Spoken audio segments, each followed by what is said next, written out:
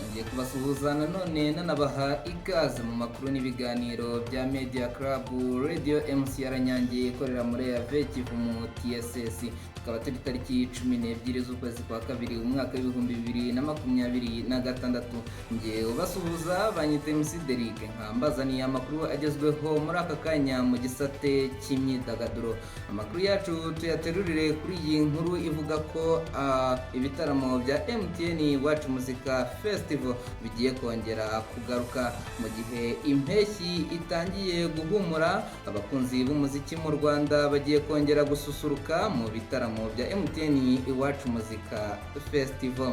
Ni serukiramuco rimaze kuba igice cy'ubuzima bw'imyidagaduro mu Rwanda, rihuriza hamwe ibyamamare mu muziki, impano zikizamuka ndetse n'ibihumbi by'abafana baturuka hirya no hino mu gihugu.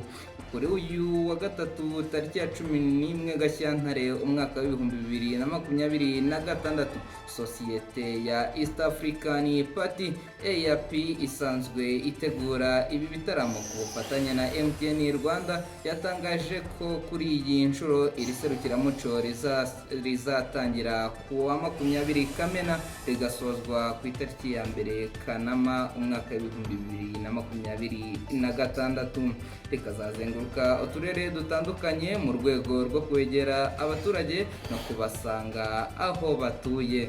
Kuko byatangajwe na East African Party, MTN Iwacu Muzika Festival 2026 izazenguruka uturere turindwi tw'ingenzi, akaba ari two Huye, Ngoma, Nyagatare, Karongi, Muhanga, Musanze ndetse na Rubavu.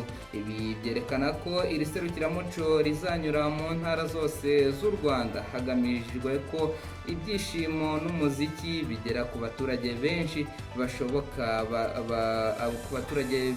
bashoboka batagombye kujya i Kigali gusa ngo babone ibitaramo bikomeye.